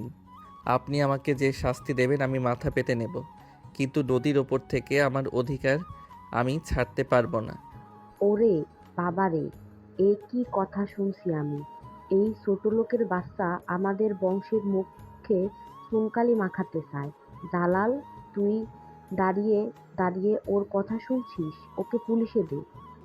সি সি সি, তোমাদের এত বড় সম্মান, আর এই সামান্য ম্যানেজার কিনা নদীর দিকে হাত বাড়ায়? চাচা যান, আপনি আদেশ দিন। এই বেয়াদবকে আমি আজ কুকুরের মতো পেড়াবো। পরিবারের সবার চিৎকারে নদীর ঘরের নিস্তব্ধতা ভেঙে গেল। নদী আর এক মুহূর্ত বিছানায় শুয়ে থাকতে পারল না। নিপার বাধা উপেক্ষা করে সে সিঁড়ি ভেঙে দৌড়ে লাইব্রেরির ঘরে ছুটে এলো। নদীর চোখে পানি, শরীর জ্বরের কারণে কাঁপছে, কিন্তু তার চোখে দৃষ্টিতে আজ কোনো ভয় নেই। নদী সোজা এসে আয়ানের সামনে দাঁড়ালো। তোমরা কেউ আয়ানকে কিছু বলবে না। আয়ান কোনো অন্যায় করেনি। আয়ানকে আমি ভালোবেসেছি। আমি আয়ান ছাড়া আর অন্য কাউকে বিয়ে করব না। নদীর কথা শুনে ফাতেমা বেগম বুকে হাত দিয়ে ধপ করে সোফায় বসে পড়লেন। ফারিয়া দৌড়ে গিয়ে ফাতেমা বেগমকে ধরল। তানিয়া বিস্ময়ে মুখ ঠেকে ফেলল। জালাল চৌধুরী রাগে কাঁপতে কাঁপতে এগিয়ে এসে নদীর গালে সজোরে একটা চর বসিয়ে দিলেন। চরের আঘাতে নদী মাটিতে ছিটকে পড়ার আগে আয়ান তাকে নিজের শক্ত হাতে লুফে নিল। বড় সাহেব, আপনি আমার গায়ে হাত তুলুন, কিন্তু নদীর গায়ে হাত দেওয়ার অধিকার আপনার নেই। চুপ কর, তুই বেঈমান। আমার বাড়িতে দাঁড়িয়ে তুই আমাকে অধিকার শেখাচ্ছিস? এখনই তুই আমার বাড়ি থেকে বেরিয়ে যাবি। আর কোনোদিন যদি আমার বাড়ির তীর সীমানায় তোকে দেখি, তবে আমি তোর লাশ গুম করে ফেলবো। কদম আলী, এই বেঈমানটাকে ঘাড় ধাক্কা দিয়ে গেটের বাইরে বের করে দাও। কদম আলী ভয়ে কাঁপতে কাঁপতে এগিয়ে এলো। তার চোখে পানি, কারণ সে জানে আয়ান ছেলেটা কত ভালো। শেফালি আর হালিমা শাড়ির আঁচল দিয়ে চোখ মুছতে লাগলো। আয়ান নদীর দিকে একবার গভীর দৃষ্টিতে তাকালো। নদী চোখ দিয়ে অঝরে পানি পড়ছে। সে আয়ানের শার্ট খামচে ধরে আছে। আয়ান খুব সাবধানে নদীর হাত দুটো ছাড়িয়ে দিল। আমি যাচ্ছি নদী, তুমি মনে রেখো আমি তোমাকে দেওয়া কথা রাখবো। বড় সাহেব, আমি আজ যাচ্ছি, কিন্তু আপনি মিলিয়ে নেবেন। আপনার এই অহংকার একদিন আপনারই মেয়ের চোখের জলের কাছে হার মানবে। আয়ান আর একবারও পেছনে ফিরে তাকালো না। সে সোজা গেট দিয়ে বাইরে বেরিয়ে গেল। রফিক আর হাশেম দূর থেকে আয়ানের চলে যাওয়া দেখে দীর্ঘশ্বাস ফেলল। নদী আয়ানের যাওয়ার পথের দিকে তাকিয়ে চিৎকার করে কাঁদতে লাগলো। মির্জা এগিয়ে এসে নদীকে জোর করে টেনে তার ঘরে নিয়ে গেল এবং বাইরে থেকে ঘরের দরজাটা আটকে দিল। পুরো জমিদার বাড়ি যেন মুহূর্তের মধ্যে এক শোকের বাড়িতে পরিণত হলো। সন্ধ্যা গড়িয়ে রাত নেমেছে। আকাশে মেঘ জমেছে। টিপ টিপ করে বৃষ্টি পড়ছে। জমিদার বাড়ির সবাই স্তব্ধ হয়ে আছে। নদীর ঘরে ঘুটঘুটে অন্ধকার। নিপা অনেক চেষ্টা করেছে দরজা খোলার, কিন্তু মির্জা চাবি কাউকে দেয়নি। ফারিয়া এসে নিপাকে বুঝিয়ে নিজের ঘরে নিয়ে গেছে। নদী সারাদিন এক ফোঁটা পানিও মুখে দেয়নি। হালিমা খাওয়া নিয়ে এসেছিল, কিন্তু নদী দরজা খোলেনি। সে মেঝের উপর হাঁটুতে মুখ গুজে বসে আছে। আয়ানকে ছাড়া তার প্রতিটা মুহূর্ত যেন নরকের মতো মনে হচ্ছে। বাবার সেই চরের ব্যথা তার গালে নেই, কিন্তু আয়ানকে অপমান করে বের করে দেওয়ার ব্যথা তার বুকের ভেতরটা দুমড়ে মুচড়ে দিচ্ছে। রাত ঠিক 2:30। চারপাশ নিস্তব্ধ, শুধু বৃষ্টির একটানা শব্দ। নদীর ঘরে ব্যালকনি গ্রিল বেয়ে একটা ছায়া উপরে উঠে এলো। ছায়াটা খুব সাবধানে ব্যালকনির কাছে দরজাটা খুলে ঘরের ভেতর প্রবেশ করলো। অন্ধকারেও নদী সেই চিরচেনা বুনো গন্ধটা অনুভব করতে পারল। নদীর সারা শরীরে একটা বিদ্যুৎ খেলে গেল। সে মাথা তুলে তাকালো। বিদ্যুতের আলোয় সে দেখতে পেল তার সামনে দাঁড়িয়ে আছে আয়ান। বৃষ্টির পানিতে আয়ানের কালো শার্টটা ভিজে শরীরের সাথে লেপ্টে আছে। তার চুল থেকে পানি ঝরছে। নদীর মনে হলো সে স্বপ্ন দেখছে। আয়ান, তুমি তুমি এখানে? নদী আর নিজেকে সামলাতে পারল না।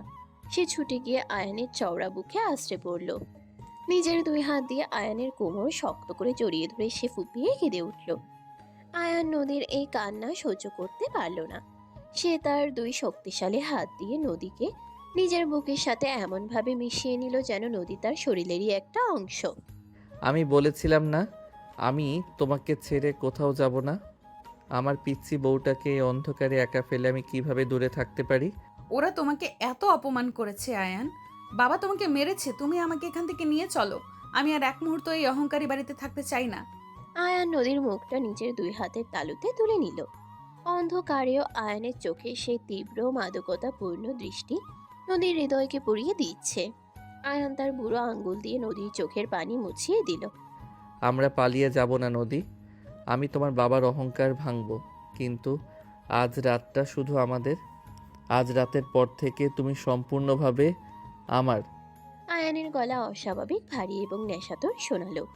সে আর কোনো কথার সুযোগ দিল না। নদীর নরম গোলাপি ঠোঁটের উপর নিজের উষ্ণ ঠোঁট গভীরভাবে স্থাপন করলো আয়ান। এই চুম্বনে কোনো বাধা ছিল না, ছিল শুধু তীব্র অধিকার বোধ আর পাগলের মতো ভালোবাসা। নদীর শরীর এমনিতেই জ্বরে আর কান্নায় দুর্বল ছিল।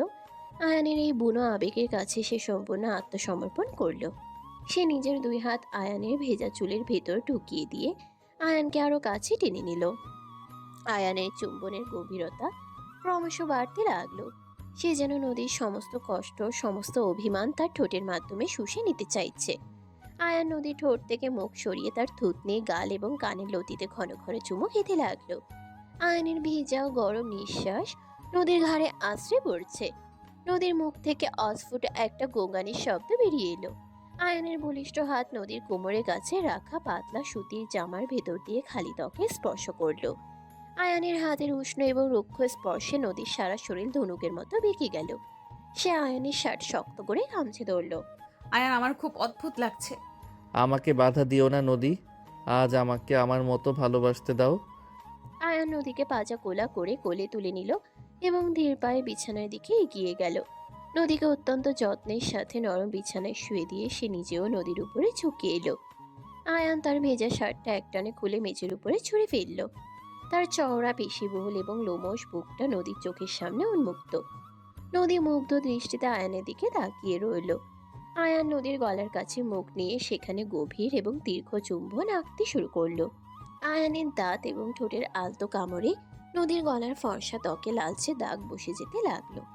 নদী চোখ বন্ধ করে জোরে জোরে নিঃশ্বাস নিচ্ছে, তার বুক ওঠানামা করছে। আয়ানের হাত এবার নদীর শরীরের বাঁকগুলো অন্বেষণ করতে শুরু করলো। তার প্রতিটি স্পর্শে ছিল চূড়ান্ত আবেগ এবং নদীর প্রতি গভীর সম্মান। সে নদীর জামার বোতামগুলো খুব সাবধানে খুলতে লাগলো। নদীর উন্মুক্ত ফর্সা এবং কোমল ত্বকে আয়ানের রুক্ষ হাতের স্পর্শ এক অদ্ভুত বৈপরীত্য তৈরি করলো। আয়ানের নদীর বুকের কাছে মুখ নিয়ে গিয়ে সেখানে তার উষ্ণ ঠোঁটে ছোঁয়া দিল। নদীর সারা শরীরে তখন এক ভয়ঙ্কর শিহরণ। সে তার দুই পা দিয়ে আয়ানকে আষ্টে পিষ্টে জড়িয়ে ধরল। আয়ানের ঘামে আর বৃষ্টিতে ভেজা শরীর নদীর শরীরের সাথে একাকার হয়ে গেল। রুমের বাইরে বৃষ্টির শব্দ তখন তাদের দুজনের ভারী নিঃশ্বাস আর অস্ফুট শব্দের কাছে ঢাকা পড়ে গেছে। আয়ানের প্রতিটা চুম্বন, প্রতিটা স্পর্শ নদীকে নতুন করে বাঁচতে শেখাচ্ছে। নদীর মনে হলো তার জমিদার বংশের সব অহংকার আজ এই সাধারণ ছেলেটার পেশিবহুল হাতের নিচে একদম চূর্ণ বিচূর্ণ হয়ে গেছে। আয়ান নদীর শরীরের প্রতিটি কোণায় তার ভালোবাসার চিহ্ন এঁকে দিচ্ছে।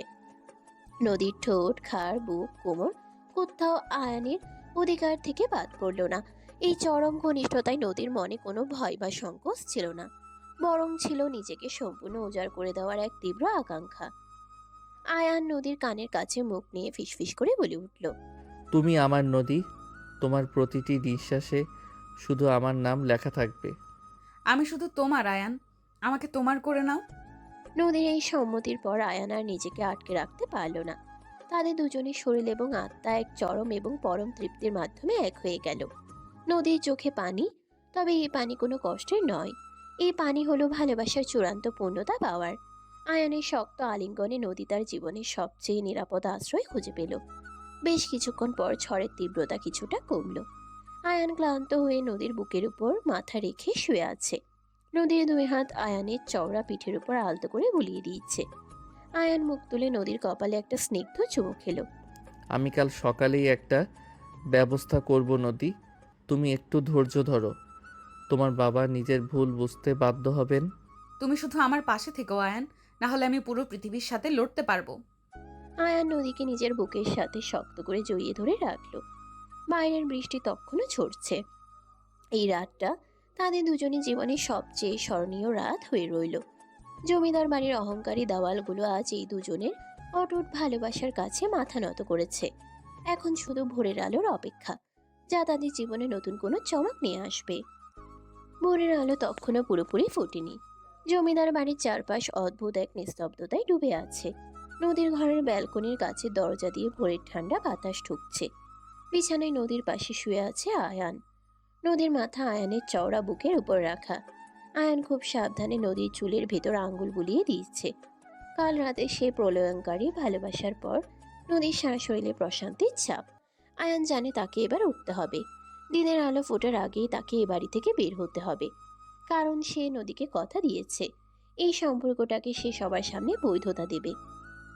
আয়ান খুব সন্তর্পণে নদীর কপালে দীর্ঘ একটা চুম্বন এঁকে দিয়ে বিছানা থেকে উঠে দাঁড়ালো। নিজের শার্টটা গায়ে জড়িয়ে সে ব্যালকনির দিকে পা বাড়ালো। নদী ঘুমের ঘোরেই আয়ানের হাতটা চেপে ধরলো। তুমি চলে যাচ্ছ আয়ান, আমাকে একা ফেলে যেও না। আমি যাচ্ছি নদী, তবে তোমাকে একা ফেলার জন্য নয়। আমি তোমার বাবার অহংকারের দেয়াল ভাঙতে যাচ্ছি। তুমি শুধু আমার জন্য অপেক্ষা করো, আমি খুব তাড়াতাড়ি ফিরব। আয়ান নদীর হাতটা আলতো করে ছেড়ে দিয়ে ব্যালকনি বেয়ে নিচে নেমে গেল। নদী বিছানায় উঠে বসলো। তার বুকের ভেতর আর কোনো ভয় কাজ করছে না। আয়ানের কাল রাতের স্পর্শ তাকে এক অসীম সাহস এনে দিয়েছে। সকাল 8টার দিকে পুরো জমিদার বাড়িতে এক অদ্ভুত বিশৃঙ্খলা শুরু হলো। ড্রয়িং রুমে জালাল চৌধুরী মাথায় হাত দিয়ে বসে আছেন। তার সামনে ফ্যাক্টরির প্রধান ম্যানেজার আকবর এবং পুরনো কর্মচারী করিম হাঁপাতে হাঁপাতে এসে দাঁড়িয়েছে। মির্জা রাগে এবং দুশ্চিন্তায় সারা ঘরে পায়চারি করছে। বড় সাহেব, সর্বনাশ হয়ে গেছে। শহরে নতুন প্রজেক্টের জায়গায় আজ সকালে পুলিশ এসে কাজ বন্ধ করে দিয়েছে। বিরোধী পার্টির কোর্ট থেকে স্টে অর্ডার নিয়ে এসেছে। এই প্রজেক্টের আইনি দিকগুলো একমাত্র আয়ান সাহেব জানতেন। এখন আয়ান সাহেব ছাড়া এই প্রজেক্ট বাঁচানো অসম্ভব। আমাদের কোটি টাকার ক্ষতি হয়ে যাবে। শুধু তাই নয় বড় সাহেব, গ্রামের সব কৃষক এবং ফ্যাক্টরির শ্রমিকরা আজ সকালে গেটের বাইরে জড়ো হয়েছে। তারা শুনেছে আপনি আয়ান ভাইকে বের করে দিয়েছেন। আয়ান ভাই তাদের নিজের ভাইয়ের মতো ভালোবাসতেন। শ্রমিকরা ধর্মঘট ডেকেছে, আয়ান ভাই ফিরে না এলে কেউ কাজে যোগ দেবে না। জালাল চৌধুরীর চোখের সামনে পৃথিবীটা যেন ঘুরতে শুরু করলো। তার জমিদারের এত বছরের সম্মান আর ব্যবসা আজ খাদের কিনারায়। কদমালি বাইরে থেকে দৌড়ে ভেতরে এলো, তার মুখে আতঙ্কের ছাপ। বড় সাহেব, গেটের বাইরের অবস্থা খুব খারাপ। হাজার হাজার মানুষ জড়ো হয়েছে। আমি একা গেট আটকে রাখতে পারছি না। ফাতেমা বেগম সিঁড়িতে দাঁড়িয়ে সব শুনছিলেন, তার চোখ দিয়ে পানি পড়ছে। বাড়ির এই বিপদের দিনে ফারিয়া, সাইরা, রিয়াদ এবং তানিয়া সবাই ড্রয়িং রুমে এসে জড়ো হয়েছে। দাদি তার লাঠিতে ভর দিয়ে ধীরে ধীরে এগিয়ে এলেন। জালাল, আমি তোকে বলছিলাম অহংকারের পতনের মূল। আয়ানের মতো একটা সোনার টুকরো ছেলেকে তুই অপমান করে তাড়িয়েছিস। আল্লাহ কি আর এসব সহ্য করবেন? এখন নিজের চোখের সামনে সব ধ্বংস হতে দেখ। ঠিক সেই মুহূর্তে ডাক্তার এহসান তার ব্যাগ হাতে বাড়িতে প্রবেশ করলেন। তিনি নদীকে চেক আপ করতে এসেছেন। রফিক তাকে পথ দেখিয়ে ভেতরে নিয়ে এলো। চৌধুরী সাহেব, আপনাদের বাড়ির বাইরে তো বিশাল ঝামেলা চলছে। আমি অনেক কষ্টে ভেতরে ঢুকেছি। নদীর শরীর এখন কেমন? জালাল চৌধুরী কোনো উত্তর দিতে পারলেন না। তিনি শুধু শূন্য দৃষ্টিতে মেঝের দিকে তাকিয়ে রইলেন। হঠাৎ সিঁড়ির দিক থেকে নদীর গলা শোনা গেল। নদী ধীরে ধীরে নিচে নেমে আসছে। তার পরনে একটা সাধারণ সুতির জামা, চোখে মুখে কোনো অহংকার বা জেদ নেই, আছে এক অদ্ভুত স্থিরতা। তার পেছনে নূপুর এবং নিপা দাঁড়িয়ে আছে। বাবা, তুমি কি এখনো বুঝতে পারছো না? তোমার ওই ফাঁকা অহংকার আমাদের কোনো কাজে আসছে না। যে ছেলেটাকে তুমি কাল কুকুর বিড়ালের মতো বের করে দিয়েছো, সেই ছেলেটা ছাড়া তোমার এই বিশাল সাম্রাজ্য একদিনও টিকতে পারছে না। তুই চুপ কর নদী। আয়ান এই বাড়ির চাকর ছিল। ও কিছু ষড়যন্ত্র করেছে বলেই আজ এই অবস্থা। ভাইয়া, তুমি নিজেকে আর কত ধোকা দেবে? আয়ান ষড়যন্ত্র করেনি। আয়ান আমাদের আগলে রেখেছিল, আর তোমরা তাকে অপমান করেছো।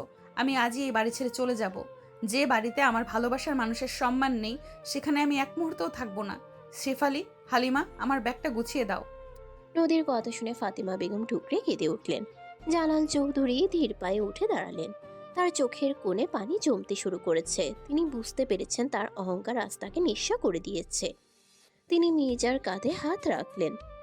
নদী ঠিকই বলেছে মির্জা, আমরা ভুল করেছি।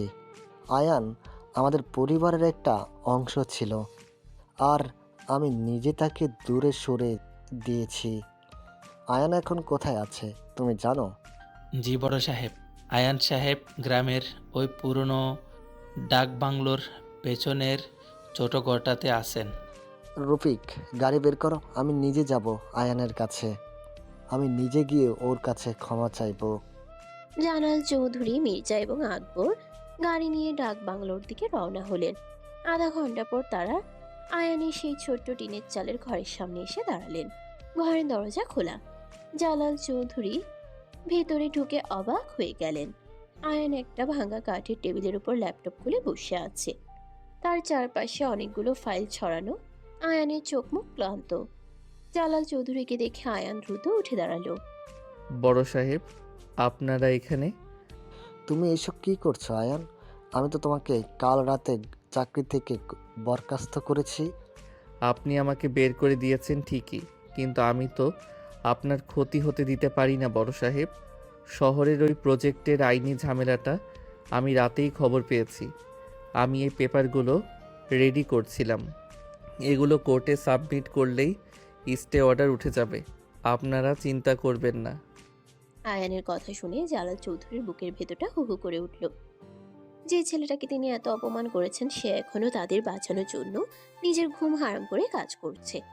জালাল চৌধুরী আর নিজের আবেগ ধরে রাখতে পারলেন না। তিনি এগিয়ে গিয়ে আয়ানকে বুকে জড়িয়ে ধরলেন। আয়ান অবাক হয়ে স্থির দাঁড়িয়ে রইল। মির্জার চোখ দিয়েও পানি পড়ছে। আমাকে ক্ষমা করে দাও আয়ান, আমার অহংকার আমাকে অন্ধ করে দিয়েছিল। আমি বুঝতে পারিনি তুমি আমার মেয়ের জন্য, আমার পরিবারের জন্য তুমি কতটা জরুরি। তুমি ছাড়া এই জমিদার বাড়ি অচল। তুমি ফিরে চলো বাবা, আমার নদীর দায়িত্ব আমি তোমার হাতেই তুলে দিতে চাই। আয়ানের চোখের কোণাও চিকচিক করে উঠল। সে শুধু এতটুকুই চেয়েছিল, ভালোবাসার মানুষের বাবার কাছ থেকে স্বীকৃতি। আয়ান জালাল চৌধুরী পা ছুঁয়ে সালাম করল। জালাল চৌধুরী আয়ানকে বুকে টেনে নিলেন। এক অদ্ভুত আনন্দের বন্যা বয়ে গেল পুরো জমিদার বাড়িতে। আয়ান ফিরে আসার খবর পেয়ে বাইরে শ্রমিকরা আনন্দে চিৎকার করে উঠল। হাশেম বাবুর্চি খুশিতে সবাইকে মিষ্টি খাওয়াতে শুরু করলো। এরপর কেটে গেছে 15 দিন। জমিদার বাড়িতে আজ সাজ রব। পুরো বাড়িটা আলো দিয়ে সাজানো হয়েছে। আজ আয়ান আর নদীর বিয়ে। জালাল চৌধুরী নিজের অহংকার পুরোপুরি ভুলে গিয়ে গ্রামের সব মানুষকে দাওয়াত দিয়েছেন। ড্রয়িং রুমে উৎসবের আমেজ। সাইরা, ফারিয়া আর তানিয়া মিলে মেহেদির আয়োজন করছে। নিপার, নুপুর সারা বাড়ি দৌড়ে বেড়াচ্ছে আর মেহমানদের দেখাশোনা করছে। রিয়াদ আর মির্জা মিলে বাইরের প্যান্ডেলের কাজ তদারকি করছে।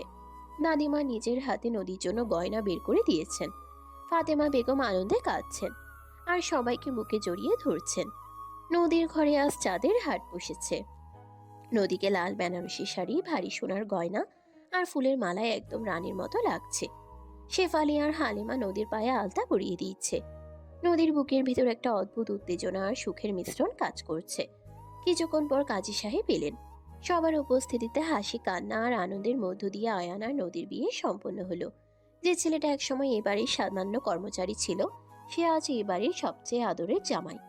জালাল চৌধুরী আয়ানের হাতে নদীর হাত তুলে দিয়ে হাউমাউ করে কেঁদে ফেললেন। রাত গভীর হয়েছে। মেহমানরা সবাই বিদায় নিয়েছে। নদীর ঘরটাকে আজ হাজার হাজার গোলাপ, রজনীগন্ধা আর বেলি ফুল দিয়ে সাজানো হয়েছে। সারা ঘরে ফুলের তীব্র আর মিষ্টি সুবাস। নদী ঘাটের এক কোণে জড়সড় হয়ে বসে আছে। তার বুকটা দ্রুত ওঠানামা করছে। একটু পরেই আয়ান ঘরে ঢুকলো। আয়ানের পরনে একটা সাদা রঙের পাঞ্জাবি। সে দরজাটা ভেতর থেকে আটকে দিয়ে ধীর পায়ে নদীর দিকে এগিয়ে গেল। আয়ানের চোখে আজ কোনো রাগ বা জেদ নেই, আছে এক সমুদ্র সমান ভালোবাসা আর মুগ্ধতা। জমিদার বাড়ির এই অহংকারী পিচ্চি মেয়েটা আজ থেকে সত্যি সত্যি আমার বউ হয়ে গেল। আমার এখনো বিশ্বাস হচ্ছে না নদী। আয়ান খাটে বসে নদীর লাল ঘুমটাটা খুব সাবধানে 2 হাত দিয়ে তুলে নিল। নদীর ফর্সা মায়াবী মুখটা লজ্জায় আর উত্তেজনায় লাল হয়ে আছে। সে চোখ তুলে আয়ানের দিকে তাকাতেই আয়ানের বুকের ভেতরটা ছ্যাদ করে উঠল। আয়ান আর এক মুহূর্ত অপেক্ষা করল না। সে নদীর 2 গাল নিজের হাতের তালুতে তুলে নিয়ে নদীর কপালে একটা দীর্ঘ উষ্ণ চুম্বন এঁকে দিল। আমি আর অহংকারী নেই আয়ান। তোমার ভালোবাসা দিয়ে আমাকে একদম বদলে দিয়েছো। আমি শুধু তোমার ছায়ায় সারা জীবন বেঁচে থাকতে চাই। নদীর কথা শুনে আয়ানের ঠোঁটে এক মায়াবী হাসি ফুটে উঠল। সে নদীর ভারী গয়নাগুলো খুব সাবধানে খুলতে শুরু করলো। আয়ানের হাতের প্রতিটি স্পর্শ নদীর সারা শরীরে একটা অদ্ভুত শিহরণ খেলে যাচ্ছে। গয়না খোলা শেষে আয়ান নদীর লাল বেনারসি শাড়ির আঁচলটা আলতো করে সরিয়ে দিল। নদীর উন্মুক্ত ফর্সা ঘাড়ে আয়ানের উষ্ণ নিঃশ্বাস আশ্রে পড়ছে। নদী লজ্জায় চোখ বন্ধ করে ফেলল এবং নিজের 2 হাত দিয়ে আয়ানের পাঞ্জাবির কলার শক্ত করে চেপে ধরল। আজ রাতে কোনো লজ্জা নয় নদী, আজ তুমি শুধু আমার। তোমার প্রতিটি নিঃশ্বাসে আজ শুধু আমার অধিকার। আয়ানের গলাটা অস্বাভাবিক রকমের ভারী আর নেশাতুর শোনালো। সে নদীর গোলাপি নরম ঠোঁটের উপর নিজের ঠোঁট গভীরভাবে স্থাপন করলো। এই চুম্বনে কাল রাতের মতো কোনো তাড়াহুড়ো ছিল না, ছিল অনন্তকালের এক তৃষ্ণা আর চূড়ান্ত ভালোবাসার প্রকাশ। নদীর শরীর এমনিতেই উত্তেজনায় কাঁপছিল। আয়ানের এই গভীর আদরে সে যেন আয়ানের বুকের ভেতর গলে যেতে লাগলো। সে নিজের 2 হাত আয়ানের ঘাড়ের পেছনে জড়িয়ে ধরে আয়ানকে আরো কাছে টেনে নিল। আয়ানের চুম্বনের গভীরতা ক্রমশ বাড়তে লাগলো। সে যেন নদীর সমস্ত সত্তাকে নিজের ভেতর শুষে নিতে চাইছে। আয়ান নদীর ঠোঁট থেকে মুখ সরিয়ে তার ঘাড়, গাল এবং কানের লতিতে ঘন ঘন চুমু খেতে লাগলো। আয়ানের উষ্ণ ঠোঁটের স্পর্শ নদীর ঘাড়ে নামতেই নদী একটা অস্ফুট শব্দ করে আয়ানের পিঠ শক্ত করে খামচে ধরল। ফুলের সুবাস আর আয়ানের শরীরের সেই পরিচিত বুনো গন্ধ নদীকে পাগল করে তুলছে। আয়ান নিজের পাঞ্জাবিটা খুলে মেঝের উপর ছুঁড়ে ফেলল। তার চওড়া পেশি বহুল, বুকটা উন্মুক্ত। সে নদীকে 2 হাতে পাজা গোলা করে কোলে তুলে নিল এবং বিছানার মাঝখানে খুব সাবধানে শুয়ে দিল। আয়ান নিজেও নদীর উপর ঝুঁকে এলো। আয়ান, আমি তোমাকে খুব ভালোবাসি। আমি তোমাকে আমার জীবনের চেয়েও বেশি ভালোবাসি নদী। আয়ান নদীর গলার কাছে মুখ নিয়ে গিয়ে সেখানে গভীর এবং দীর্ঘ চুম্বন আঁকতে শুরু করলো। আয়ানের অক্ষ হাতের স্পর্শ নদীর কোমল শরীরের প্রতিটি বাঁকে এক তীব্র অধিকারের চিহ্ন এঁকে দিচ্ছে। নদীর মনে হলো তার জীবনের সমস্ত অপূর্ণতা আজ এই মানুষটার স্পর্শে পূর্ণ হয়ে যাচ্ছে। তাদের দুজনের ভারী নিঃশ্বাস আর অস্ফুট শব্দের কাছে রুমের বাইরের নিস্তব্ধ রাত যেন হার মেনে গেল।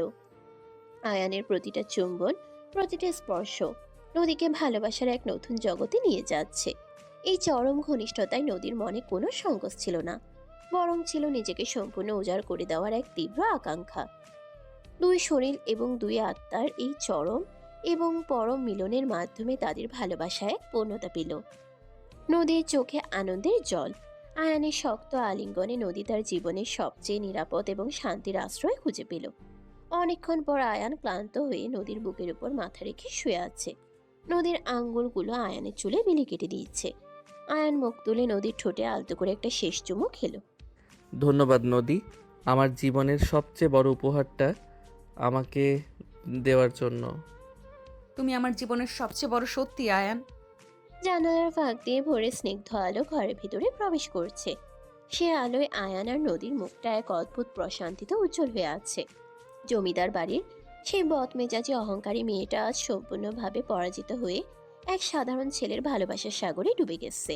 আর এই পরাজয়ের মাধ্যমে সে পেয়েছে তার জীবনের সবচেয়ে সুন্দর, রোম্যান্টিক এবং সুখের এক হ্যাপি এন্ডিং। সমাপ্ত। প্রিয় দর্শক বৃন্দ, ভিডিওটি দেখার জন্য অনেক অনেক ধন্যবাদ। আমাদের এই ভিডিওটিতে একটি লাইক দিলে আর আমাদের এই ছোট্ট চ্যানেলটিকে সাবস্ক্রাইব করে আমাদেরকে সাপোর্ট করলে আমরা নতুন নতুন ভিডিও আপলোড করার অনুপ্রেরণা পাবো। আমাদের চ্যানেলটি সাবস্ক্রাইব করে আমাদের সাথে জুড়ে থাকুন এবং এইরকমই ভিডিও দেখতে থাকুন। ধন্যবাদ।